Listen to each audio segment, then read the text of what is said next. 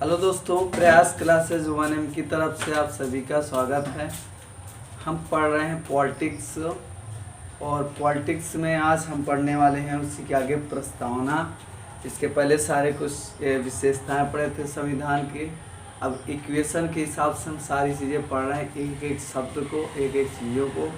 आपको इसको ध्यान रखना है कि आगे कैसे नोट्स बनाने हैं, ये भी आपको नोट्स बना कर रखना है। और एक चीज़ आपको ध्यान रखना है कि आप जो भी कंप्यूटर एग्जाम की तैयारी कर रहे हैं, पॉलिटिक्स में बहुत बड़ा योगदान देता है। यूपी पुलिस से हो या किसी भी कंप्यूटर एग्जाम तैयारी कर रहे हो तो आपको पॉलिटिक्स से ज़रूरी है।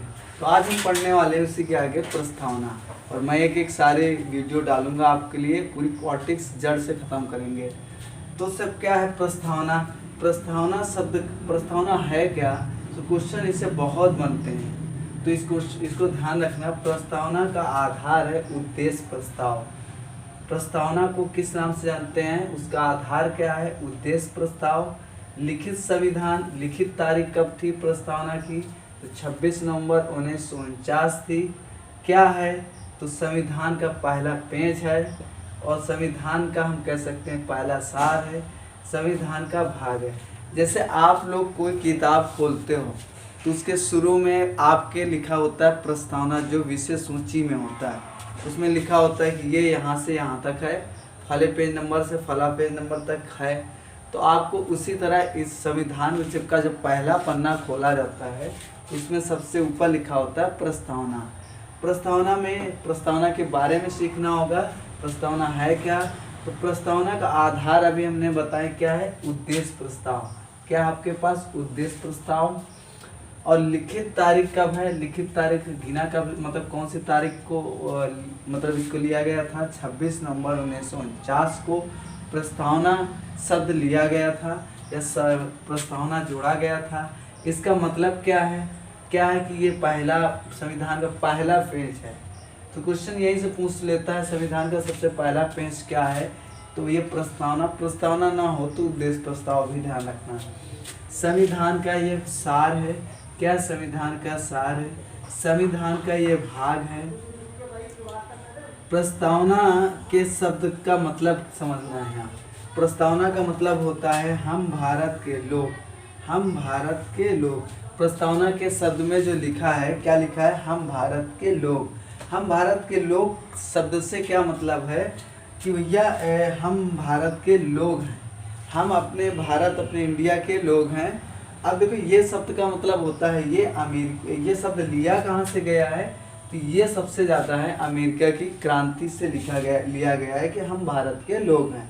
और ये प्रेरित था यूएनओ की चार्टर से, ये प्रेरित था। अब देखो, बात करें इसका तात्पर्य क्या होता है, मतलब क्या होता है? भारत में जनता का सर्वोच्च स्थान, और कह सकते हैं भारत में जनता संप्रभु शब्द का मतलब होता है निर्णय लेने की स्वतंत्रता। यानी कि हम कह सकते हैं जनता को अपने निर्णय लेने की क्या होती है? स्वतंत्रता होती है। तो याद रखना, जो प्रस्तावना के शब्द का मतलब है क्या है? भारत में जनता क्या होनी चाहिए?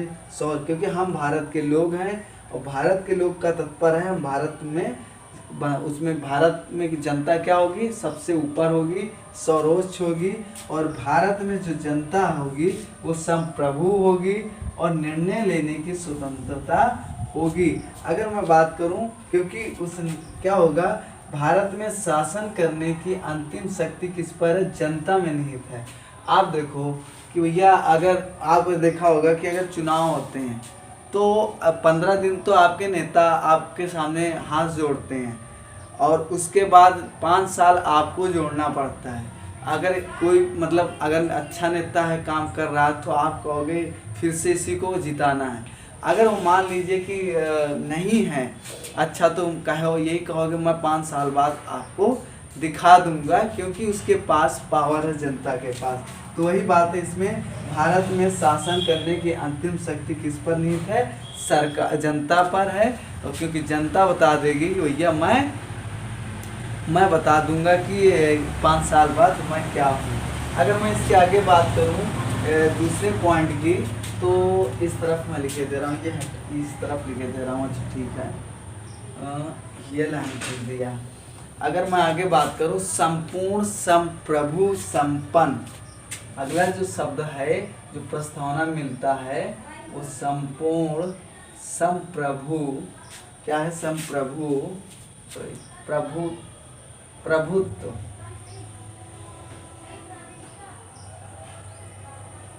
संपूर्ण प्रभुत्व, प्रभुत्व, या हम कह सकते हैं इसके संप्रभुत्व, या हम कह सकते हैं इसे संपन्न, संपूर्ण प्रभुत्व, संपन्न और संप्रभुत्व, संप्रभुत्व, संप्रभुत्व। उसके बाद प्रभु सत्ता,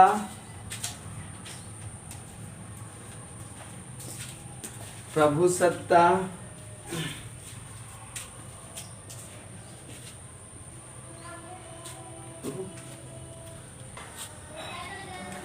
संपूर्ण प्रभुत्व, संपन्न, संप्रभुत्व, प्रभु सत्ता।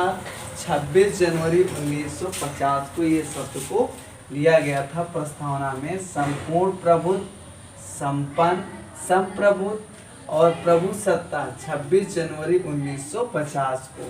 इस शब्द को सबसे पहले किसने दिया था? जया बुंदे ने। और पुस्तक, कौन सी पुस्तक में इसे लिखा गया था? तो रिपब्लिका नाम की एक पुस्तक थी, उसमें लिखा गया था। इसका मतलब होता है, संप्रभुत्व का मतलब क्या होता है? निर्णय लेने। निर्णय मतलब स्वयं से आप निर्णय ले सकते हो। निर्णय लेने की स्वतंत्रता थी। क्या थी? निर्णय लेने की स्वतंत्रता थी, अर्थात बिना आंतरिक, बिना बाहरी दबाव के निर्णय की स्वतंत्रता थी। तो एक बार फिर समझ लेते हैं। संप्रभु, संपूर्ण प्रभु, संपन्न, संप्रभु, प्रभु सत्ता की ये जो शब्द का लिया गया था वो 26 जनवरी कब लिया गया था? 1950 को लिया गया था। इसको सबसे पहले जया बुंदे ने इस शब्द को दिया था। और बात करें कि कौन सी पुस्तक में जोड़ा गया था, तो रिपब्लिका में। तात्पर्य क्या था? निर्णय लेने की स्वतंत्रता। यानी आप इस शब्द से मतलब समझ रहे हो, संप्रभुता का मतलब या प्रभु सत्ता का मतलब यही होता है, निर्णय लेने की स्वतंत्रता। और अर्थात बिना आंतरिक, बिना बाहरी दबाव के निर्णय की स्वतंत्रता हम ले सकते हैं। ये इस पॉइंट में लिखा है। आगे बात करें समाजवादी। समाजवादी मतलब समाजवाद भी कह सकते हो इसे। इस समाजवादी का तात्पर्य होता है उत्पादनों के साधनों पर सरकार या समाज का अधिकार सम्मिलित है। मतलब क्या कहने का मतलब, उत्पादन के जो साधन हैं, जो उद्योग हैं, व्यापार हैं, जो बिजनेस हैं, इन सब के लिए हमें उत्पादन के लिए क्या चाहिए? समाजवादी का शब्द का इस्तेमाल किया गया था। प्रोडक्शन तैयार करना, उत्पादन तैयार करना। उत्पादन के लिए क्या चाहिए? हमें साधन चाहिए था। उत्पादन के लिए हमें क्या चाहिए? साधन। तो क्वेश्चन आपसे पूछ सकता है समाजवादी शब्द का मतलब क्या होता है?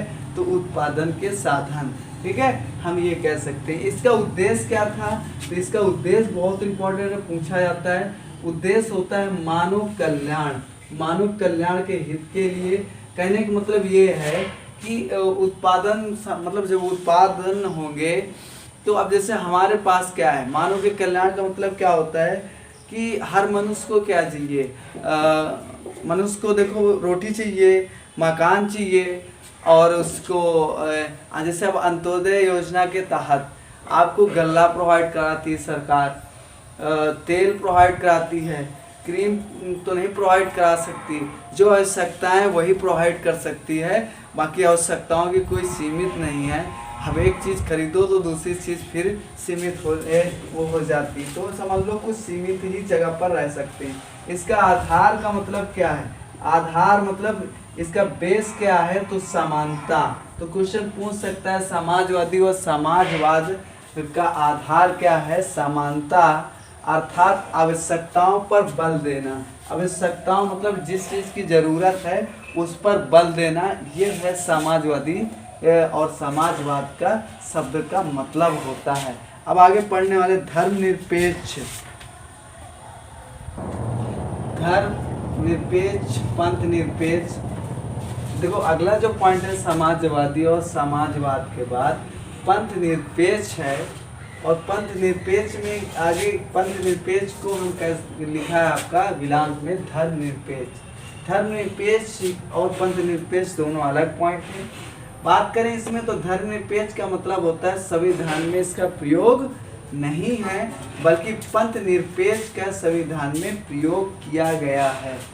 अगर बात करें तो देखो धर्मनिरपेक्ष मतलब क्या है, धर्मनिरपेक्ष का संविधान में नहीं यूज है, प्रयोग नहीं किया गया है, बल्कि पंथ निरपेक्ष का उपयोग किया गया है, संविधान में इसका प्रयोग किया गया है। अगर इसके तात्पर्य की बात करें, इसका मतलब क्या है, राज्य का कोई धर्म नहीं होगा।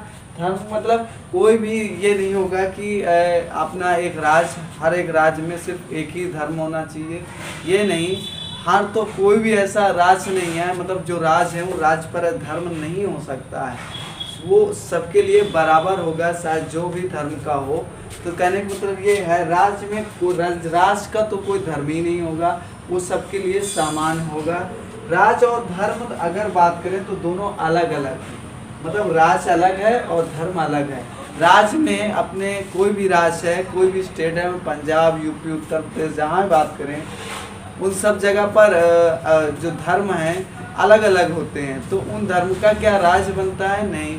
तो राज्य जो है कभी धर्म नहीं हो सकता, दोनों अलग अलग हैं। हाँ, हर राज्य में विभिन्न प्रकार के धर्म रहते हैं, निवास करते हैं, ये बात हम कह सकते हैं। तो पंथ निरपेक्ष का मतलब क्या होता है? पंथ निरपेक्ष का मतलब होता है इसका प्रयोग संविधान में है, तात्पर्य इसका राज्य का कोई धर्म नहीं होगा, राज्य और धर्म दोनों अलग अलग है। तो क्वेश्चन एक बार पूछा गया था पंथ निरपेक्ष का मतलब क्या होता है, तो याद रखना ऑप्शन भी देता है उसमें, राज्य का कोई धर्म नहीं होगा, राज्य और धर्म दोनों क्या होंगे? अलग अलग। धर्मनिरपेक्ष की तुलना नहीं कर सकते।